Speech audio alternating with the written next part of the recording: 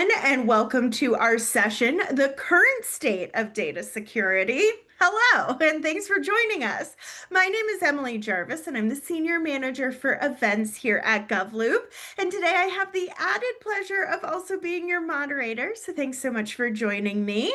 And a special thank you to our partners at Commvault and Cloudera and CrowdStrike. We couldn't do this session without them, but let's get right into it because data security in government is more than just firewalls and encryption. It's complex and it's an ecosystem that's shaped by mandates, legislation, privacy laws, internal governance, and 70 other things I haven't named. And from how agencies document and manage data to the technologies they use to store it, every layer matters. And with evolving threats and regulations, staying current is no longer optional. Today, our experts will share their perspectives on the current state of data security in the public sector and what agencies can do to address some of the challenges. But before we get into all of that, I do have a few housekeeping items to go over. So first things first, we have some great resources for you available under the console, under the resources button on the bottom right-hand side of the panel. That's also where you can find more information out about our speakers, so make sure you check those out. If you want access to the closed captioning feature, just look for that show captions icon at the bottom right-hand side of the panel, and that's where you will find that added accessibility. We hope you don't have any technical difficulties, but if you do, send us a message through that Q&A tab, and one of my GovLoop colleagues will get your questions answered. And it's in that same portal where you can ask our experts questions, so don't you dare be shy. Put your questions in early and often. You can also chat with your fellow Govies using that chat button along the bottom panel. And last but not least, we are recording this training, so check your inboxes tomorrow because we'll email you a link so you can watch the entire session on demand. All right, with all of that housekeeping out of the way, let me introduce you to our speakers. Joining us, we have Anthony Rogers, who's the director in the Office of Enterprise Architecture in the Office of the Chief Technology Officer within the State of Michigan's Department of Technology Management and Budget Operations Center. We also have Richard Breakiron, who's the Senior Director for Strategic Initiatives and Executive Programs for America's Federal Sector at Commvault. We have Caroline Doobie, who is the Field CTO and Cybersecurity Lead at Cloudera. And we have Christian Rodriguez, who's the Field CTO of the Americas at CrowdStrike. Thank you all so much for being with us today. And to better understand each of our speakers' perspectives on data and security in 2025, we sat down with one-on-one interviews with each of them. Here are those conversations.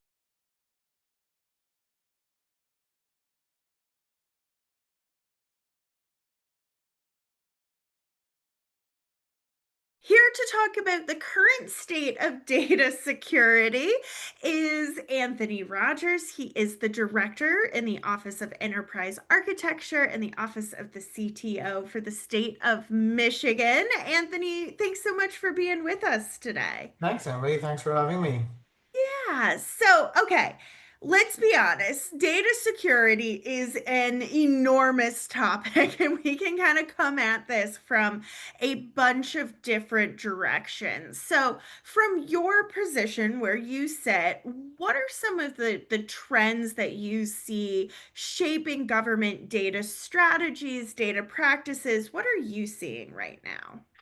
Well, I think, obviously, there's a lot of government agencies, and state and local are really kind of shifting from a kind of a network-centric world into a kind of a data-centric world when it comes to security. And that's kind of reshaping how we think about things like data ownership, data access, and accountability around that. So I think we're really looking at things like data classification. We're looking at sort of tagging sort of at, network scale. So we need to know where our PII is. That's our personally identifying information.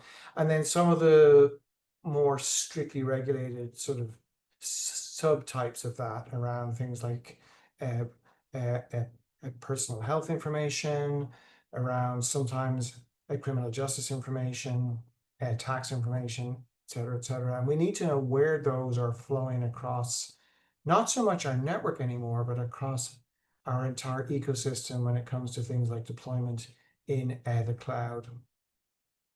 I think, I mean, it's hopefully a done deal now, but encryption everywhere, right? So we're really talking about making sure that it's not just in the sort of the large scale sort of at rest or in a transit view.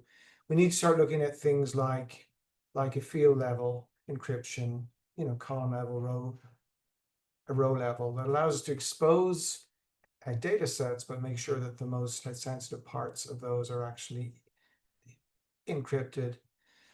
We also need to look at things like access control. So we're looking at things like, traditionally it's been, role based. And I think we need to start looking as we want to share data, as we want to make data, data accessible across data ownership silos. We need to be sensitive to the ownership of that data by the agency. And we need to start looking at things like, attribute based access. So it's about, yes, you can see this, this a data set, but these particular attributes are actually locked. And then we also need to do some sort of basic, well, it's not basic, I suppose, to your earlier point, but we need to be very clear around data governance. So we need clarity around data ownership. We need a transparency, around access. And we need, quality data that's mastered. We understand it's a retention and a disposal. And there's an element of sort of, data minimization in there. A lot of people, when they talk about data retention, they talk about, well, we have to keep everything forever. But you really need to take a kind of a data minimization point of view and understand that when you're done with data, it's time to get rid of it. What you should be retaining is the history of the access, who accessed what when, but the actual data itself really should be minimized. And then, of course, there's the AI. Everybody wants to talk about AI. And we need to look at it both in terms of like data security. We need to look at it. There's really two sides to the coin.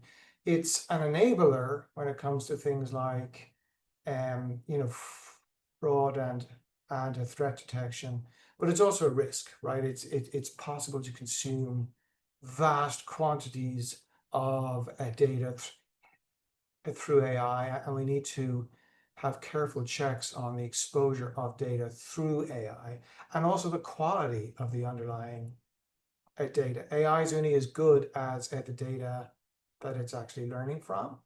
And if your data is not clean and if it's not accurate, Tom Godden from AWS famously said, without a really solid data foundation, you'll struggle to do more than clever party tricks and with AI. And it's really about making sure that your AI is learning from quality data. That makes a whole lot of sense. And there are obviously a lot of considerations. I think you were talking to the CIO over for the state of Nebraska, and he was like, when it comes to AI specifically, it's raised the threat level and it's also raised our ability to maybe address some of those threats. So he was like, a couple years ago, we were here, now we're here, but it's the same kind of challenge and opportunity. It's just in a different font. And I was like, well, that's an interesting way to put it. Yeah. I think, when you kind of zoom out and look at sort of AI generally as, as a government, I think we're in a little bit of an arms race. Mhm. So in the same way that we can use AI to detect things like fraud, and when it comes to things like tax returns and like benefits claims and that kind of stuff, I think the fraudsters can also use AI to make better quality fraudulent applications. They can actually train their AI model on what a legitimate application looks like. Yeah. Then, of course, it becomes harder for us to then detect those. So we're in a kind of an AI arms race, I think, and I'm not sure a lot of government agencies really understand that yet. Yeah. So I want to spend a little bit of time, and you touched on these a little bit already, but talking about the policy side of the house. So when it comes to mandates and privacy laws, and there seems to be a new evolution coming out all of the time, how is that impacting agency practices as it comes to data security? I think when we look at the sort of policy and a governance landscape, there's a kind of a tug of war.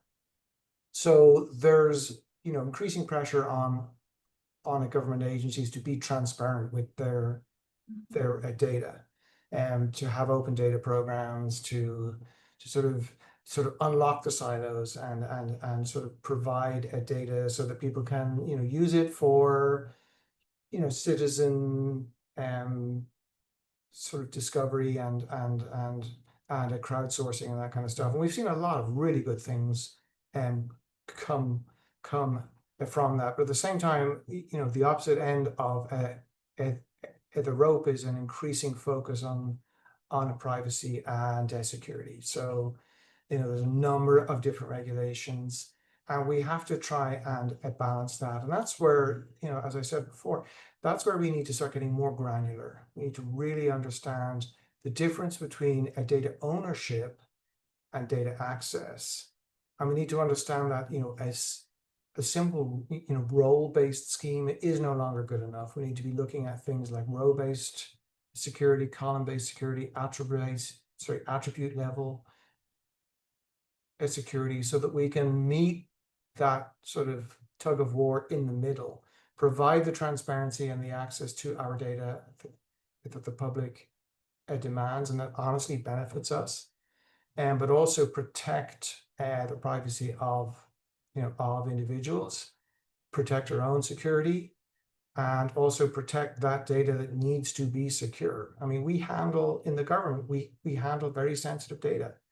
And there's things that we should not be sharing, and we need to make sure that we understand where that data is, and that we're protecting that data.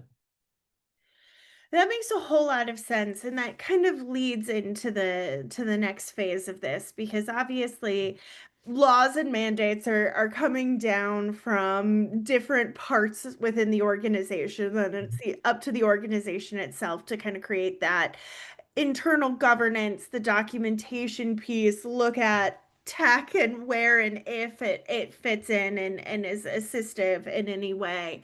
How do you approach that second phase side? And what are some ways that you all go about kind of strengthening some of those internal governance, documentation, tech policy type of side?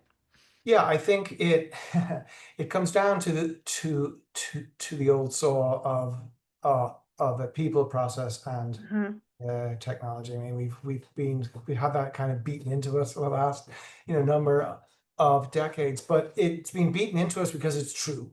So on a kind of a people thing, it's really about making sure that when you assign ownership and stewardship to a data, it's vital that you assign it to individuals and not large organizations. You can't say that an agency owns data, because it's there. An agency is a group of people. It can't in itself be responsible for things. So you really need attributable ownership. So you need to appoint data owners who have the decision rights, the sort of the global decision rights over the data that they're responsible for. And then I think you need data stewards at a more granular sort of level, with a sort of day-to-day sort of administration of that data. But you need to understand, much like in a NIST, a risk management framework, it's roles, it's roles of people, not organizations. And then you need some sort of, formal access request, approval, publication workflows. You need to have that sort of inventory of acknowledged published data sets, which are controlled by the data owner. And then you need some sort of access approval sort of process to actually grant people access to that. I think, that's partly process, it's partly people, but then when you really get into the process, it's about documentation, right? It's about understanding so that people know what that documented data set is and what's in it. And there's agreement on, what it actually says. It's understood who owns each of the data entities in the organization. And you need well-documented playbooks around introducing new data sets into the mix. So when we have, highly siloed organizations, you can have multiple people or multiple entities within that organization who think they own a particular data entity. And it's about having a kind of a clearinghouse that sort of reaches agreement on who owns each of those things. And then you sort of get into the technology infrastructure then. We have been used to in government of really enforcing policies and a process through paperwork. And that's no longer good enough. So you really need to have a sort of organizational automation of organizational policies. So when you deploy, it needs to be in an environment in which things like public storage buckets are prohibited, not by paper, but by actual implemented policy in that environment. You need things like immutable logging. And so that needs to be turned on by policy. So there's no, we're not relying on a group of special people to make sure that it's implemented according to a paper policy, but it's actually implemented and enforced at the organizational level. But then what that allows you to do is within those guardrails now, it is impossible for someone to do really bad things or make really bad mistakes. That now gives you the freedom to have things like self-service portals, and to actually allow people to experiment and to consume data products on their own because they can do it safely within the guardrails that we've actually created. So there's a kind of a balancing act there, if that makes sense. It does. Well, thank you so much for your time today. I love the image behind you. Is that the State House in the That's the corner? Michigan State Capitol, one of the prettiest ones in the country, if I may say so.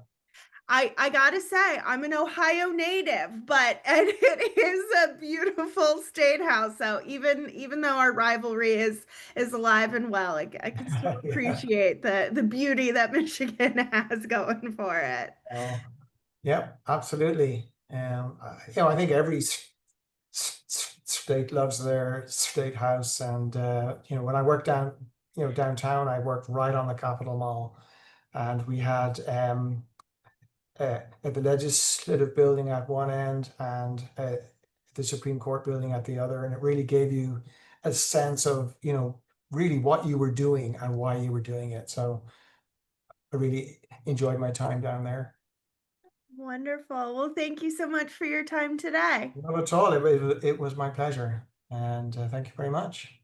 As cyber attacks grow more sophisticated and increasingly disruptive, agencies need to level up their cyber game. And in theory, data should give them an edge, improving their ability to detect and mitigate threats. Artificial intelligence, though, can accelerate those capabilities with agentic AI promising even greater advances. But that whole vision hinges on agencies having the ability to gather, manage, and analyze that data. To get to the root of this challenge, my colleague John Monroe sat down with Cloudera's Carolyn Dubie to understand. Here's that conversation.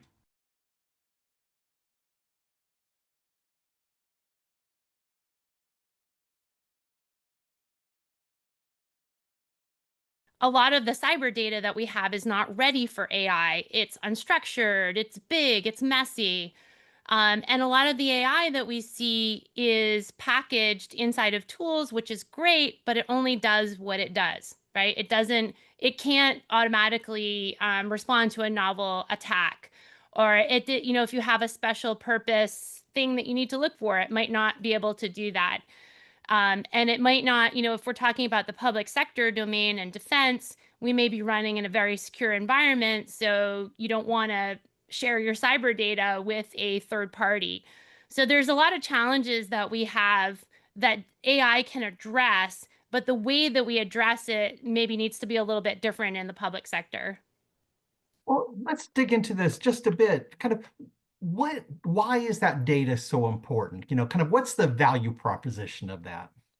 So the data is a key to defenses. If you can't see it, you can't defend against it.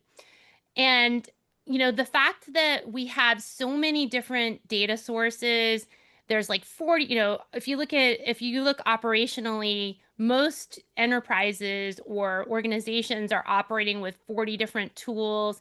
They don't really have a good handle on, one hand doesn't know what the other hand's doing. There's nowhere to bring them together. If you bring them into a SIM, which is great, it does detections, but those capabilities in terms of the analytics and the amount of data that, the context of data that you can store is kind of limited. So having a data platform that augments your SIM is really important for extending that context, bringing in custom AI or analytics, and being able to really thoroughly investigate cyber attacks, right? So I think, that's an area where we can really improve with data. That, like, for too long, cyber defenders have really been operating in a world where they've got tools that are kind of strapped together with bubble gum and duct tape. And they're just not, you really have to have a proper data platform to help those cyber defenders. So talk more about that. Kind of what are the benefits of a data platform? What is it that really allows you to do? So the data platform allows you to operate on cyber data at all phases, from the collection all the way into real-time detections, event processing, and then also the data warehousing in terms of being able to query data and then being able to eventually do AI on it. So it's really that end-to-end platform that's really important. It's important to have consistent security and governance throughout the entire platform, and having tools in the stack that will work together, right? A lot of times when you try to put together different tools, it's hard to get them to work together, and each tool is kind of very it operates in its own world, and it's difficult to make them work together. So having that end-to-end platform, the consistent security and governance, and then the scalability of being able to work at, I'm starting off at a particular scale and I start to collect more. If you look at cyber log data, you could be bringing in tens of terabytes of data a day, billions of events. So you really need to have a platform that's going to scale up and be cost effective at the same time. All right, so then let's talk about the subject that we have to talk about, and that's AI. So how does this really kind of support the role of AI in cybersecurity? So I think in order to be really effective, a team needs to be able to deploy any AI that they need for their detections within their environment. So if you're operating in a kind of run of the mill, maybe small to medium business, and you're doing pretty much the same things as everybody else is doing, then the built-in stuff is going to work perfectly fine for you. And, it's probably not an area where you would want to invest in. But when you get to things in the public sector, in defense, and when you get into these larger enterprises, you have problems and you have tools that are not really well, there's no out of the box solution for you. So really what it is, it's about looking at your kind of looking at your landscape, looking for the blind spots, and then building up the technology that you need to fill those blind spots. And that may be, longer context. It may be another detection algorithm. It may be some analysis that you need to do during incident response.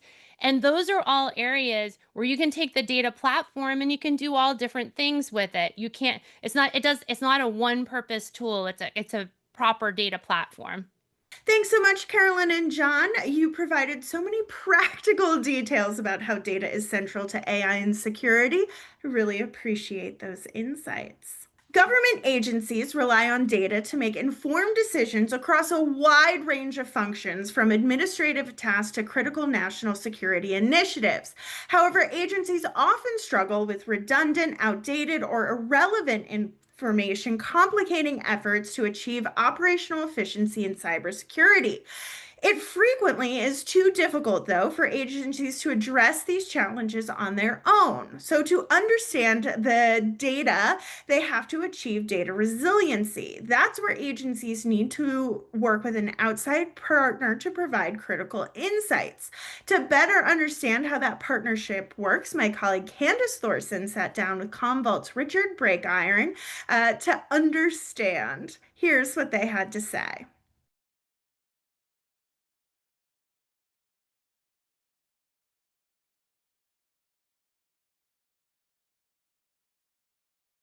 So data resiliency is that ability at any time, any place, regardless of what device you are using in an organization, be able to reach the data that you need to answer a question. And I think a lot of time people think of data resiliency in more of a security standpoint, but I'm thinking of it in terms of operations. So I think there are the data components that we think of that are at rest, that we go up into the cloud, we ask Google a question, boom, boom, boom. But data resiliency is as much about making sure that we can make data in motion so that I can make a decision. I want to get data from where it resides and have actual analysis going on that is feeding information systems so that people that have to make critical decisions, be it sales, be it logistics, be it energy, transportation, you name it, it is that ability to know that that data is going to be available when I move it, it's going to be secure, and that the pieces that I need to maintain from are either a security or archival perspective are available at a later time for analysis and other research. So that's the baseline foundation of what data resiliency is. It is that ability to influence and make sure business processes are never interrupted for lack of data. Why do agencies struggle to be data resilient? They have lots of struggles, right? But why isn't it such an issue with data resiliency? So I think the number one item I always start out here is, so tell me where all your data is. And people go, what do you mean? And I go, so I go into data centers all the time and I work with data administrators of those physical facilities, and we look at rack after rack of storage devices. And I go, and what data is stored here and what data is stored there? And you sort of get the screwed up look and they go, well, we really don't know. We're just sort of providing a hotel. And then, okay, great. And then you start moving up the chain and you quickly realize that in many, many, many organizations, and federal is probably notorious for this as well, they don't have a good handle on who and what data is being collected, why it's being collected, and they don't necessarily even know the data owner. I'll give you my best example in going into a major contract that we were supporting one of the DoD services on. Walked in and here was a data center and same type of analysis I was just talking about. And they said, okay, so we brought in one of the tools that Commvault uses and we analyzed that data that was resident there. In that data center, the 20% of the data literally was unusable. And what I mean by that is it was corrupted. It was in some way at the bits and bytes level, the ones and zeros, uninterpretable. Next, of the data that remained, 50% of the data of the remaining 80% had not been talked to in 5 years. So I know they have long business processes in the federal government, but that was very evident that, so this is on like spinning disk, very expensive, like you need this tomorrow type data, and yet nobody's talked to it in 5 years. And then you start pulling, well, who's the owner of it? And they go, we don't know. And then we said, would you like to know? And they said, yeah. And so again, we ran some capabilities and we started laying out who all those data owners are. And a lot of times the data owners don't exist anymore. Those organizations have gone. And that's where the first fundamental data resiliency begins. You have to know who the data and what the data is, where it resides, and who is that owner, and what business process. Why are you collecting this data to begin with? And I think that's the most fundamental piece that I see is not in place. And it depends on the operational importance, which is also important. Obviously, data that is more administrative in nature and less operational, like if it's command and control data or weapons data, if you're in the DoD, obviously you want to make sure that you have a really tight handle on that. Thanks so much, Richard and Candace, for laying out how a good partnership between private and public sector can really aid an agency's data resilience journey. Using data to create an identity is at the heart of modern cyber ecosystems. Whether implementing full-blown zero trust security or not, a growing number of agencies authenticate the identity of users or applications before permitting them to access network resources. But there's a catch. How do you know if an identity has been compromised? To understand, I sat down with CrowdStrike's Christian Rodriguez and I asked him how agencies can better secure their data across the enterprise. Here's what he had to say.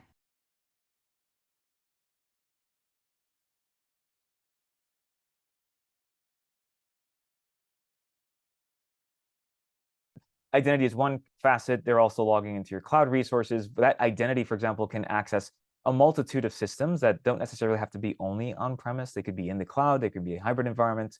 There could be applications that they subsequently have access to once one system or identity is compromised. And so because of that multi-domain-like approach to their tradecraft, we also recommend that enterprises implement a cross-domain approach to the way that they aggregate data from these resources, right? So where identity could be a major point for all of that information being aggregated into a single source for threat hunting and creating controls around, what is an outlier beyond just that identity, right? We're big on incorporating things like next-gen SIM technology, right? For example, where sending in your events from your cloud resources. So think about, your AWS or Azure or GCPs of the world, right? Or OCI, or think about your firewall logs and think about that authentication, right, request, or think about even your endpoint, right? Because the adversary is going to get onto the endpoint in some capacity.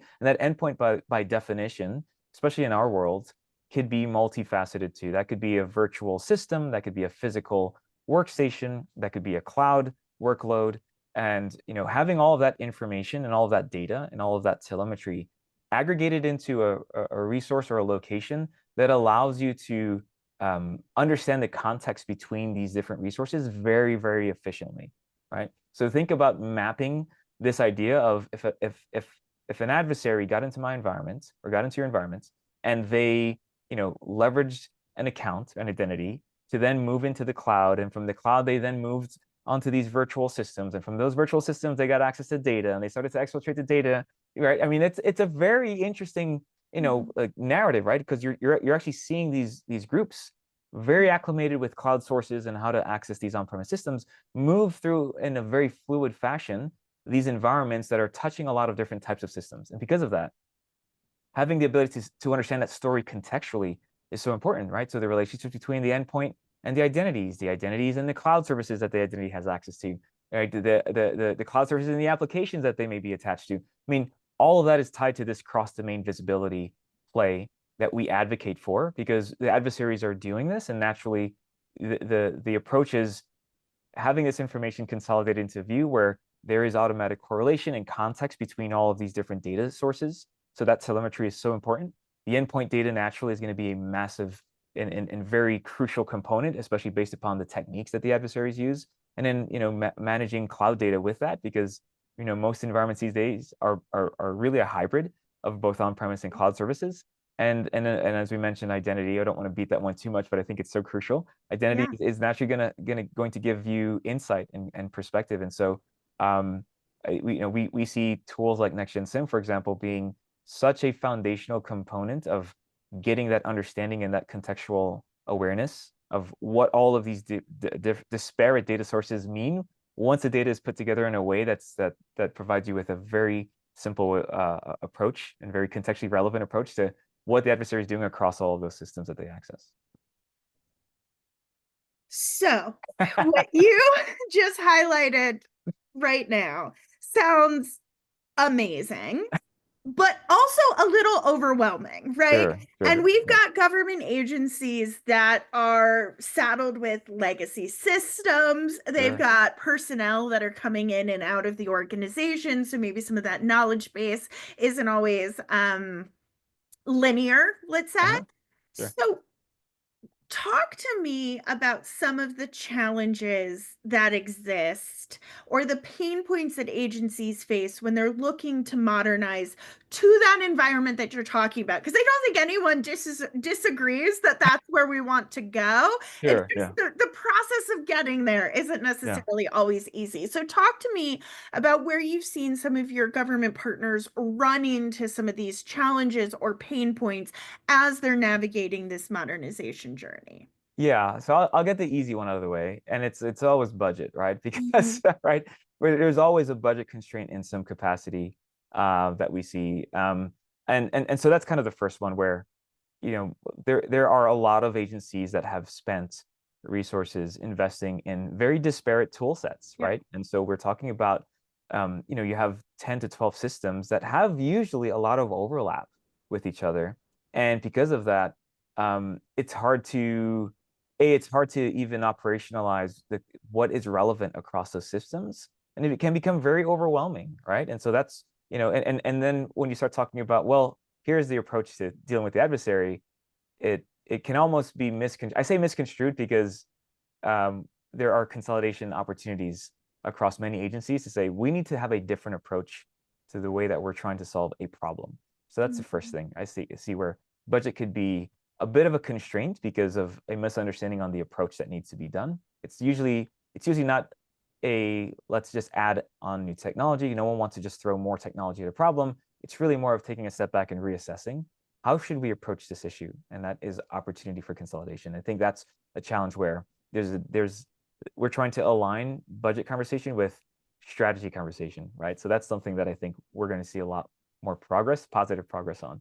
The other side is talent, right? A lot of times, well, first and foremost, more data isn't easy. More data is more data, right? And because of that, right, there needs to be an understanding of how does this data or the consolidation of this data impact my business operationally, and that requires resources and understanding what do these disparate data sources mean to my business, and how do I simplify that, right, moving forward, so that my team is prepared to deal with what is very relevant, and then they can start to prioritize how they, what their incident response program, for example, may look like. And so I think a lot of agencies we work with have talent constraints where they have limited resources to even walk through the concept of what does a consolidation effort look like, and who's going to help us do this threat hunting, right, across all of these disparate data sources.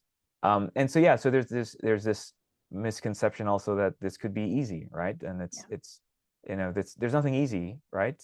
It's easy once implemented, but the implementation process could take a little bit, and it's really sitting down and applying those resources that are already limited, right? That aren't necessarily always available. They're not there 24/7 to understand the business, build, reestablish processes around what they've observed, and then tie it to a technology that allows them to simplify the aggregation of those data points. So I think there are a few different areas that we see across agencies. I think the biggest one that stands out for me is just resources and talent to help manage these tool sets. Thanks so much, Christian. You certainly gave me a lot to think about when it comes to data security, and I know you did for our attendees as well. Unfortunately, we are out of time today. I want to thank our wonderful speakers for sharing their insights with us today. Just a quick reminder that we have some great resources available for you to download, so be sure to check those out before you sign off. And like I said earlier, tomorrow we will send you a link to the on-demand version of this training, so look for that in your inbox. But on behalf of GovLoop, Commvault, Cloudera, and CrowdStrike, it's a tongue twister kind of day. I hope you enjoyed this session. And as always, we really appreciate and value the work that you do. So thanks for taking the time out of your busy schedules to join us this afternoon. Have a great rest of your day, and we'll see you at our next training. Bye.